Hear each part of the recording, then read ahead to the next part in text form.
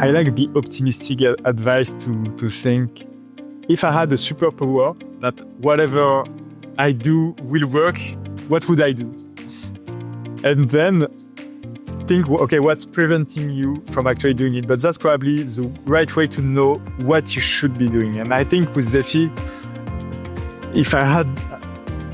we've been optimistic and we believed it was going to work, because I think we're very optimistic by nature, but I would just encourage people to be optimistic, because even if you start with a zero-fee model and you're young and you're not an experienced entrepreneur, if you do something you really want to achieve and that's really true to your values, I think it's going to work. Welcome to the Going Big podcast. I'm your host, Kevin Gentry, and this is the place where we celebrate bold moves and big ideas.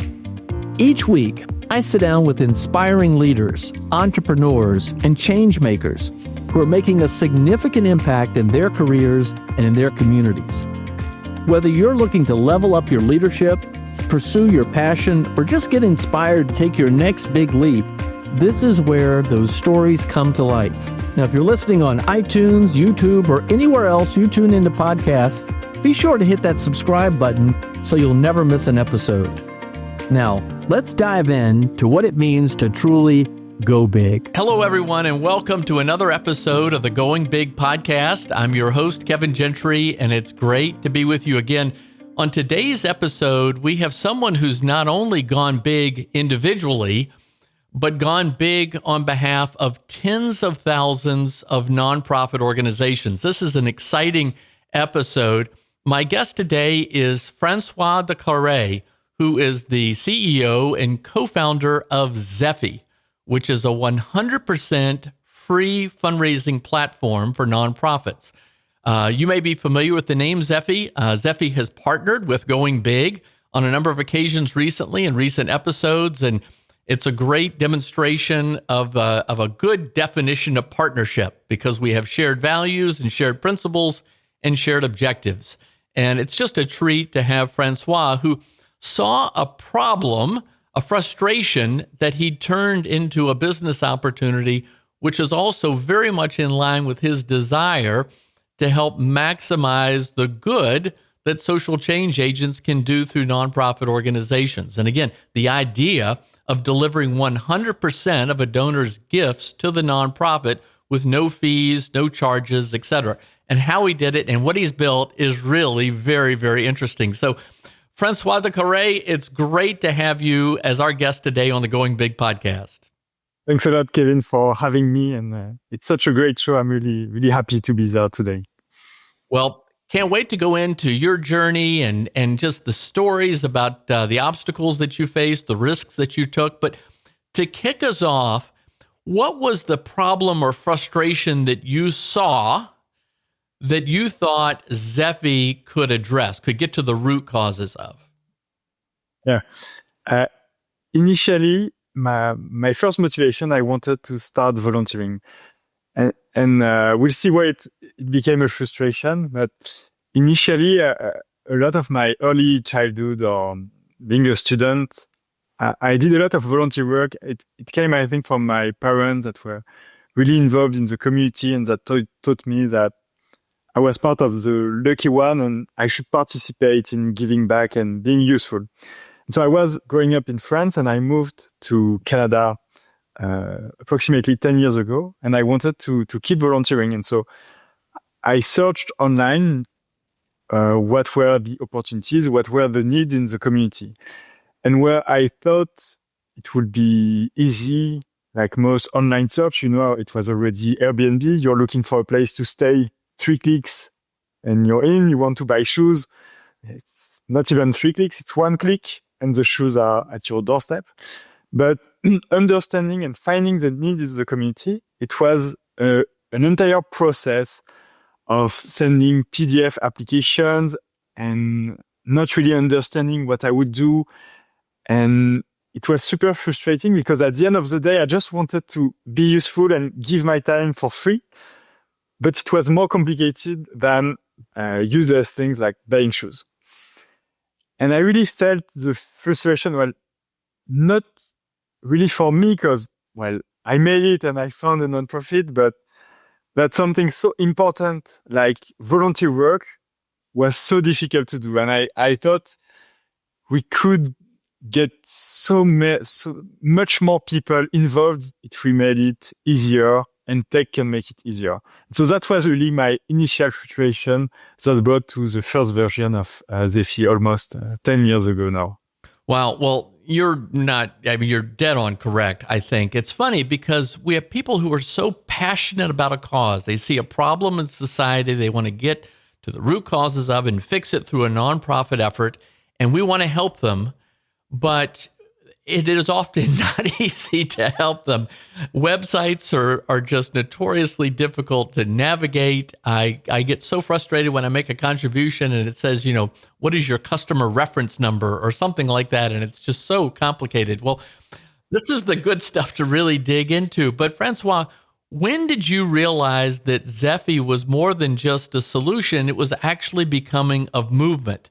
Because what you're doing is really transforming fundraising, and it's aspects of the transformational part that I really want to dig into today. But when did you begin to see, wow, this is more than just a solution, it's a movement?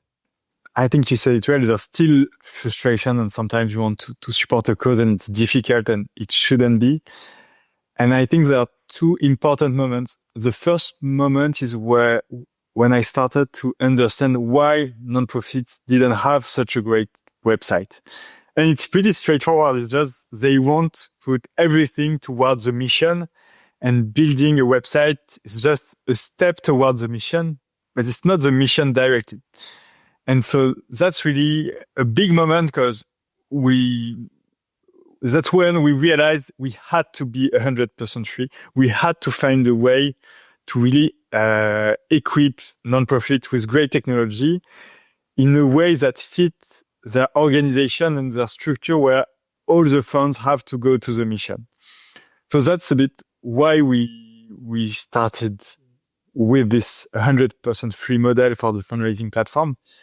Now, I think when I think of big moments, I think there's one we haven't achieved, because as you said, there's still moments where supporting a nonprofit is difficult. And what I want is that it's not the case. Today, if you buy, to keep with the shoes, there's no brand where it will be difficult to buy their product online, because e-commerce technology are so widespread across the industry. So I think the moment where we'll have made it is that it's always easy to support nonprofits, and you will receive great communication from them after your contribution.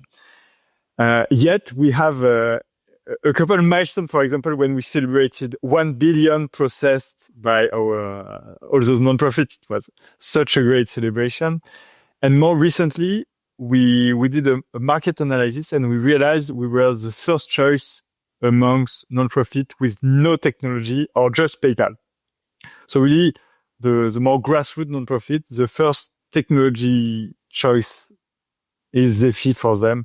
So I think we really found a way to become the go-to choice for those that don't have such a great website, that don't have such great fundraising technology. All right. Okay. So this is terrific. And again, I mean, those of you who are listening, I mean, he's took this concept to now helping more than 50,000 nonprofits, and as Francois just said, they just crossed the $1 billion mark in contributions that they've helped facilitate. It's just extraordinary.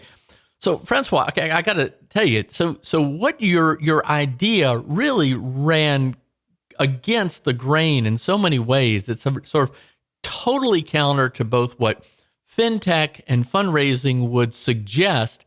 How did you, first of all, address all those who said, this is crazy, this can't be done? Yes, and there were quite a few, because when you know fintech, Zeffy comes with a bet, because how we're funded is through optional contribution. So tomorrow you support a food bank, you give $100, the food bank will get 100. And we really funded Zeffy because people will add a contribution, a couple, $2, $3, $4. And the bet is that for us, it costs money because we have to pay afterward Visa and MasterCard, etc. Those are fees that we have to cover. So if people wouldn't have contributed enough, we would have been bankrupt, like the fastest bankrupt you would see in life, because we would literally lose money as we serve more nonprofit. And so a lot of people didn't believe in this model, and I understand. And our answer has always been execution and just trying. And even today, it's an important value at Zeffy to just get things moving, get things done. And with my co-founder, we just gave ourselves 3 months to test it. It was October, almost 10 years ago. And we just said, look, let's give ourselves until Christmas we want to try it. We want to process $50,000 and see if that works, if nonprofits like it, if people contribute. And we met with those great 5-10 nonprofits who fell in love with the model, and it worked, and people contributed us. So I think we just had to prove it with execution. And then after, investors, well, they didn't really believe in the pitch, but they would see the numbers, the traction, the love from nonprofits, and invest in the company. It's amazing. I got to tell you, when I started, when people said, tell me about the Zeffy, and when I would explain your concept, the immediate response for people was to frown and say, well, I can't see that working. I'm like, well, I'm just telling you, it's obviously worked. He's not doing this just for free. It's obviously going. What was it that you saw that no one else saw? Yeah. Honestly, at the time, it was not such intellectualized. I think at the time, the key difference is we just wanted to make this available to nonprofits who were 24, just fresh out of university. And probably that's why we thought less about business and sustainability. We just wanted to try it. And we also had this, it was not entirely new, because what platform were selling at the time, it was a fee plus a contribution. So they would charge a GoFundMe at the time. They would charge 3% and then suggest a tip. And so our bet was just, people are generous with tip. We can go a step further and be the first 100% platform. And then looking back, we understand that nonprofits are so much pressure on their funding that this 100% is so important, because sometimes they just don't have any expense at all. So adding a fundraising expense is just ridiculous when they just have literally no expenses. It's amazing. I mean, essentially, you're saying, "Hey, look, I can increase your revenue 5 to 8% above what you would ordinarily raise just by eliminating the fees that you're having to pay," which is extraordinary. By the way, I love the fact that you started this when you were fairly young. I hear a lot about. I want to get into risk taking, but I do think people at an earlier stage in their careers are willing to take on more risk. Let me ask you this, because what I also love about this, the Going Big podcast is very popular in the nonprofit category, and we obviously work with a lot of nonprofits. We're speaking to them, and fundraising comes up. But you did this as a business model, as an entrepreneur, which is in and of itself so much we want to learn from. But back to the nonprofit side, do you think that we in the nonprofit sector tend to think too small? It's a great question. I think people in the nonprofit I think sometimes think small, but it's so important to think small, because what's happening in the community sometimes is that small, but it's so important and so key that people take actions locally, that I think there is the small and the good small. But I also meet with nonprofit director, and I feel like talking with startup entrepreneurs who want to build those billion-dollar companies, because they want to solve problems so deeply, such as they want to literally solve homelessness, or they want to solve they want to find a cure for a disease that affected them. And so they have this great ambition. And so I would say they still have this amazing ambition, but where I see the challenge is finding sometimes, and that's the key difference between for-profit and non-profit, is that a for-profit, they can raise money and waste a lot of money in the process before having the impact. Whereas if you want to solve homelessness, but you're saying, look, the first 10 million I will just use for marketing and website and awareness because I have a plan for what's next. Even if the plan is great and you will exactly solve it, it's just not acceptable. And so I think that's part of what we're trying to solve with bringing the technology piece for free. But that's really the challenge in going big for nonprofit, I believe. What do you think? I'm curious to hear.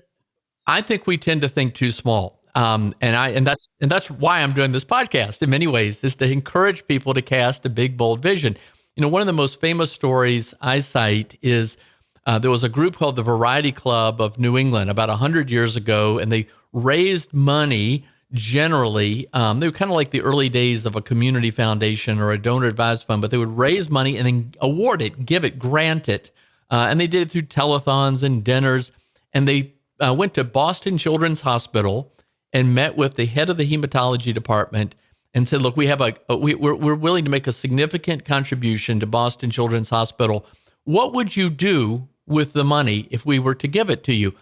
And the head of the hematology department said, I'd probably buy another microscope. But Dr. Sidney Farber, who was down the hall, heard this and came running out of his office and said, with that kind of money, I would find a cure for cancer. And of course, the Dana-Farber Cancer Institute at Harvard is significant. Dr. Sidney Farber, considered to be the modern father of chemotherapy, addressed so many childhood cancer issues. But that idea of, make no little plans, as the architect Daniel Burnham said.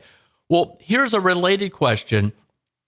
Do you think that nonprofits struggle in how to scale their impact? Yes, definitely. It's definitely a challenge I've seen and discussed.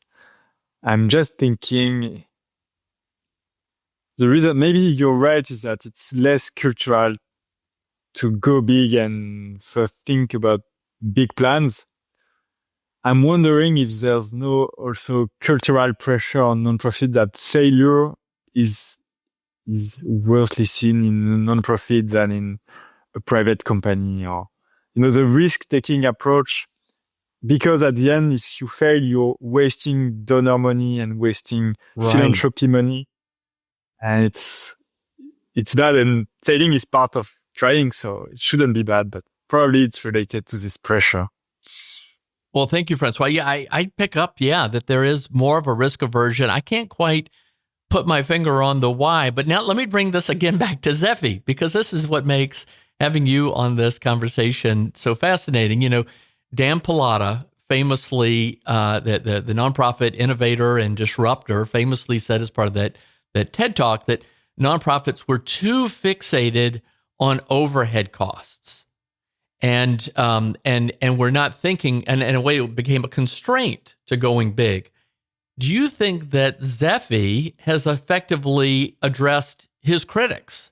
That is to say, you're helping to demonstrate that there shouldn't be these constraints, these boundaries.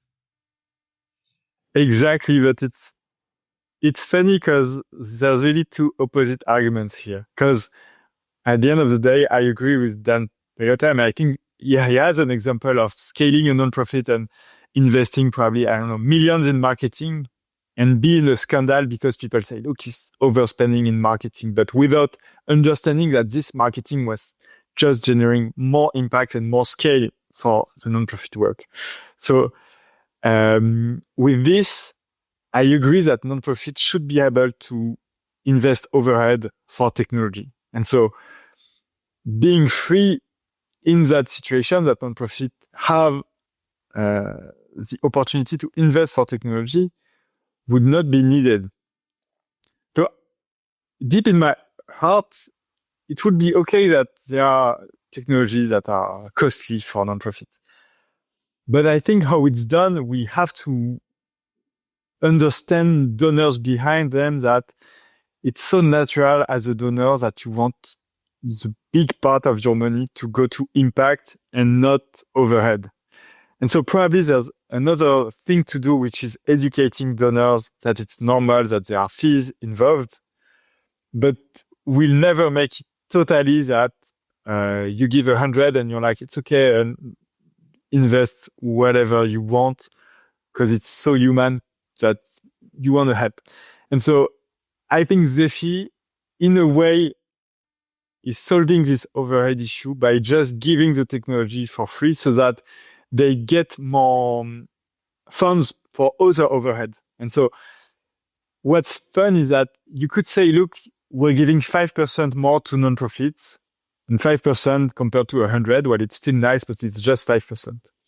But the truth is a nonprofit, they have, on the 100%, they have access only to 20% to scale.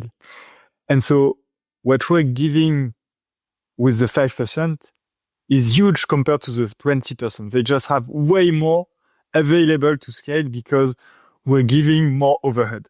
So I don't know if it's too technical, this specific part, but we're just giving more overhead to nonprofits. Yeah. Well, we don't complain about how much Starbucks spends on marketing. I'm not going to complain about how much Zeffy spends on marketing because you've got to reach 50,000 customers, et cetera. But it's a weird thing. Okay, let me tap into something else. What was it that you saw that no one else saw? And what I mean by that is because you came up with this amazing discovery. What do you think it says to the human psychology that you can build this off of tipping, off of voluntary tipping? You're not charging more. I mean, what was the belief that you had, and what is the discovery that's been made about how humans behave? Because obviously they're doing it, or Zeffy wouldn't be around, and it certainly wouldn't be growing. Yeah, it's just behind this is transparency. That's super important to discuss, because most of the time, the 5 or 8% fee, it was just in the background. The nonprofit wouldn't tell the donors, and sometimes they would realize, not. And so what we did is to put it really forefront, like, look, 100% will go to the nonprofit. And then at first, we had to even more educate donors that were saying, like, well, it's always the case. But no, they just didn't realize. And so just putting in the forefront that 100% will go to the nonprofit really motivated donors to add a tip. I think that's really the key driver in this equation. Well, it's really fascinating. All right. So what was the scariest decision you ever had to make? I mean, again, you took this concept and you've gone big. Obviously, it wasn't just an easy path to where you are. I get the impression that you continue I'm guessing you want to grow beyond North America, but tell us about what the sort of scariest decision you ever faced as you looked about building Zeffy. Yeah, it's funny, a big decision we made. Well, two big decisions that were made approximately at the same moment is when we decided to launch in the US. So you started in Canada? You just started in Canada? Yeah. Yeah, we started only in Montreal, okay. in Quebec. And then we scaled to Quebec, Canada. And then obviously we wanted to have this impact at scale. And there's so many great nonprofits in the US. We wanted to scale. And so it was a big decision because we were still small at the time. It was, a couple of years after our launch.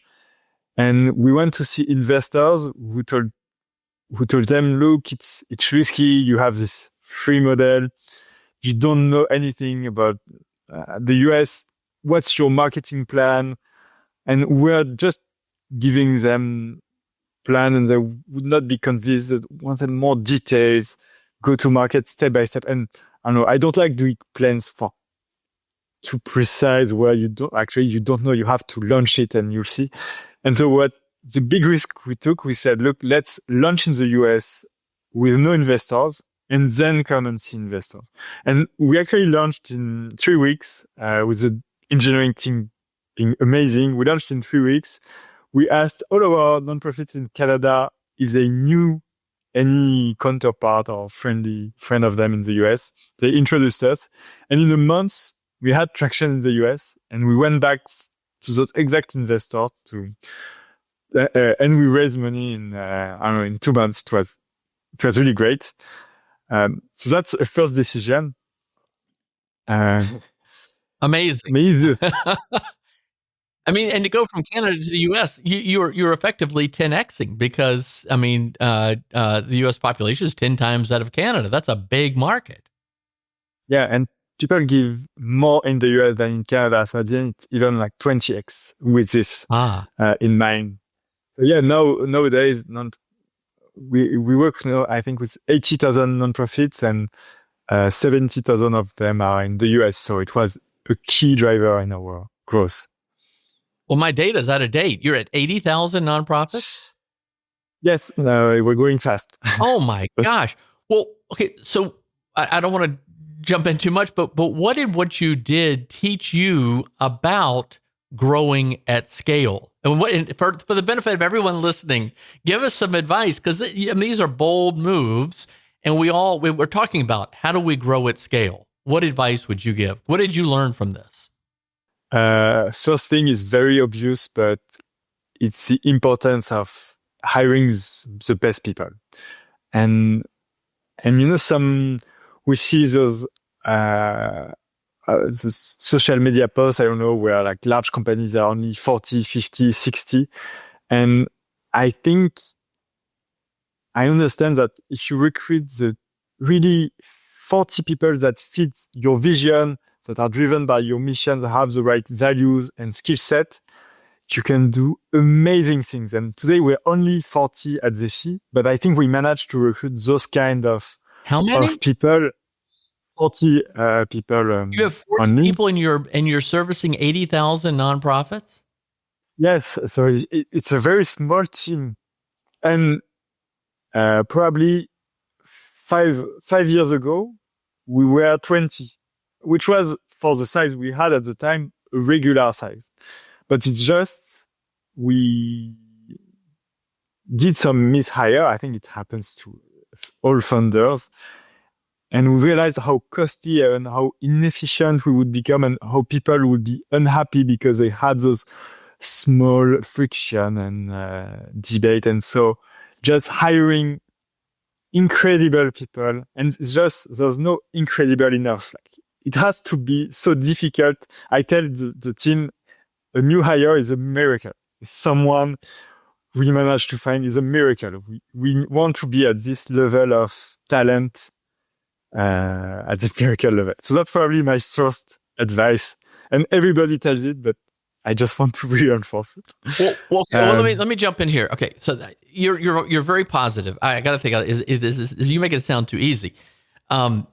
Yes, we all. That's great advice. We want to hire on values and skills, passion for the mission, and the ability to get the job done.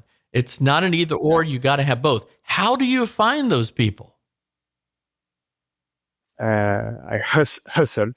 It's even today, as a CEO, probably a third or 50% of my time is meeting with people, networking with, when I meet someone super talented, even if they are not available to work with Zeffy, I stay connected. I try to meet their smart relatives. I try to spend time with people that I find incredibly smart and that have the right values. And eventually they bring the right person. But it's a long-term hustle, and some jobs have been opened for a year at Zeffy, and it's okay. And so there's almost no other answer than yes. So evaluating the skills, you do a case study, values, you have to understand your values, what you're looking for. But at the end, you have to understand that it's a huge amount of work, and it's okay. And I think that's really the key. If it's easy, you're not doing it well enough. Right. You say you're spending a third of your time networking and meeting with people, and you're always on the lookout for just good, smart, passionate people. Yes. And when we find one, it's okay if we don't have the perfect job description at the time for the person. We just try to hire them. Do you have any recommendations on how you stay in touch with people? I mean, how do you organize all this? Is that all in your head, or is it a very sophisticated CRM? Are you tapping artificial intelligence? What's going on? Honestly, it's not super sophisticated. It's a mix of CRM and in my head, just trying to catch up with great talent. But it's a great point. I think I should have a better technology to make sure I keep track of those top talents. Yeah. All right. Well, okay. So as an entrepreneur, as a founder, how do you stay true to your mission and grow? I mean, are there times when you say no to certain suggestions of growth? On a daily basis. No, maybe not, but I think there's two kinds, three kinds. I won't make it too long, but the first, of course, is our deep values and beliefs. And of course, there's investors who, I don't know, called me, hey, François, but why don't you charge just the 3% fee, which is what people do from PayPal and Stripe, and ask for a tip on top? I think you will grow your margins. Or, hey, François, why not do a premium plan when, I don't know, you can do donation form for free, but if you want to do a gala and membership, you have to pay an extra. So all those things that go against our deep belief, we have to be strong. And sometimes it's difficult because when the company is not going well or things in the market happens, that's where it's difficult to be true to your belief. But that's, I think, the first category. Second one is more cultural, is just not to have too many priorities. And as a CEO, I really think of my responsibility as making sure that we go on the right fish and we know what's important for impact, for nonprofit, for our growth. And we don't do all those ideas that sound well on paper, but it's just you can't do. There's just so many things you can do well. Wow. And people, especially smart people, they have great ideas all the time, and you want to encourage it, but you have to say, look, what is our focus? What will build the best technology ever for nonprofit? And yes, we could add this, new kind of very niche fundraising. But if we do the best donation form, the best ticketing, the best membership, and that's where we're serving really nonprofit. So that's the second category. I don't know if you have, if that makes sense. Yeah. So, but by the way, are you the one who says no, or do you need people around you to remind you to say no? That's when you hire great people. Of course. Because sometimes I say yes, and where I shouldn't say. And my co-founder and really great hires that really own those values too now. All right, one more question about talent. What do you think separates small thinkers from big thinkers? I presume that part of the values and skills mix, you want people who are going to think big like you have. What do you think separates small thinkers from big thinkers, or does it matter? I love this question because we don't ask the question the same way, but it's the same. We ask ourselves, we want to hire ambitious people. So I think that's exactly the same. And maybe I can share how we evaluate it. And it's very specific. I know people will know in our interview, but they will have the drive to listen to your podcast, so it's okay. And we ask this question about what do you want to achieve? Where do you see yourself in 5 years? But we just ask it again and again. Like, in 5 years, maybe you don't know, but when you retire, what do you want to have done? What will make you say you're proud of your career? And we just want to see something in their eyes that they want to achieve in their life. And it's okay if they tell us, look, right now I'm a software engineer, but someday I will have a bakery and I will do the best breads ever. or any dreams they have, but that's how we evaluate it. We just want to see something they're passionate about, how they want to achieve. It's very simple, I think, but it has worked pretty well. All right, ladies and gentlemen, now you understand why I wanted to have François de Kerret on the Going Big podcast. This is great. Okay, so the other nice thing is because you work with tens of thousands of nonprofit causes, you get to work with some really great causes and founders and leaders who have extraordinary ambition to do great things and live a life of tremendous purpose and meaning. I see your posts on social media. You're liking a lot of great causes all the time. Are there one or two that stand out that you would like to share with people listening about, why you think they're doing something special and important? I know I'm asking you to pick your favorite child, and you've got 80,000 nonprofits, but is there one or two that jump out? What really strikes me is the stories of the founders often, because I can't pick between the causes because it's really just too sometimes heartbreaking, and those people literally supporting child that have diseases that won't be cured, and sometimes there's people that are addressing macro issues in such a smart way that they want to literally bridge inequalities and get the drivers that will allow people that grew up in misery to become successful in life and become great people. And it's just so much things that they do. But what strikes me is the drive of those founders that say, there's one guy, he decided to run from Montreal, Quebec to Mexico to just raise awareness on a bird species that's just going extinct.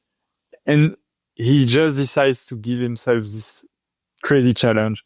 Or there's those, just almost every founder, you see them the weekends, they wake up at 6 and they take their truck and they go drive to pick up the food that they will serve at the food bank. And I think that's probably what strikes me the most, is the level of energy that those nonprofit people put in their work. And just connecting to Dan Pelota is that sometimes people think in nonprofit leaders are overpaid or any misconception compared to the private sectors, but what they do is it's just remarkable. Wow, I couldn't agree more. And for those of you listening who are leading nonprofit organizations, and we know you are leading with tremendous dedication, just know people like Francois and I are taking notice and are cheering you on. So thank you. Francois, I want to begin to bring this to a close. This is really fascinating and inspiring as well. Where do you see fundraising going in the next 5 to 10 years? I mean, what you're doing is adding a remarkable element of disruption and innovation. Do you have any sort of thoughts on where things may be continuing to go? Yeah, well, it really loops back to the example I had with e-commerce and Shopify. Like today, every e-commerce is in Shopify or a good competitor. In 5 years, what I want and what I think is happening, probably Zeffy will have an impact, but I think there are other people pushing technologies and building good technology to nonprofit. I think in 5 years, we won't have this experience of you want to support a cause and it's not a good experience. It's not free. And not only on the front of those fundraising forms, but also in the back end and offering a CRM and a way to manage donors. And that's, by the way, the other part that Zeffy is doing today. It's a fundraising platform and a CRM. And it's so great when you do both because, right now you contact donors at lapse donors from 2025. Well, in Zeffy, it's easy because we know who are your lapse donors. And so we can tell you in the CRM part what you have to do. But so in 5 years, I think most nonprofits will be on a great fundraising technology and a great CRM, and it will give them so much power compared to Excel and so much more impact. So that's, I think, bridging the gap. But my other bet and dream is that the AI gap won't happen. I don't want to see in 5 years private companies with powerful AI driving more impact and not nonprofit. And I'm pretty sure this won't happen, and nonprofit will have as great technology to operate their mission. Well, Francois, as we were talking at the beginning, I was just in Montreal last week and offering training for a number of nonprofits there in Canada. And my colleague was leading a substantial discussion about how to use artificial intelligence in your nonprofit work, because we don't want these great causes to be left behind, and instead to be leading and blazing the same trails and innovation. So thank you. That's a great word of encouragement too. I want to, in bringing this to a close, I usually ask these two questions. The first one is, thinking back on a younger version of yourself, would you have done anything differently? How would you advise that younger version of yourself to do anything differently? Francois, I know you're still a young person, so I don't know how far back you want to go, but looking back, how would you do anything differently? The tip I would give myself is, and it's not to give the name again, but I would take bolder bets. Because I think Zeffy worked because we've been bold and we worked really, really hard. But I think if we had been even bolder, we could have just worked less and be a bit easier. It was tough, but had the same level of impact or even more impact, being even more radical in what has to be done, what has to be done well to scale impact, and what shouldn't be done. So I would have been even bolder if I had to give a tip to myself. Wow, that's great advice. It's funny you say that, actually, and I don't think anybody has actually given that advice before, but we wish that we had invested more at an earlier age. We wish perhaps we had exercised more at an earlier age. In fundraising, we wish that we'd invested in more acquisition efforts earlier on. And you're saying you just wish you'd gone bolder. That is extraordinary. So with that, for everyone listening around the world, who, by the way, should be looking into using Zeffy, but what advice would you give to anyone listening based on all that you've done and intend to do, the ambition you have to accomplish more?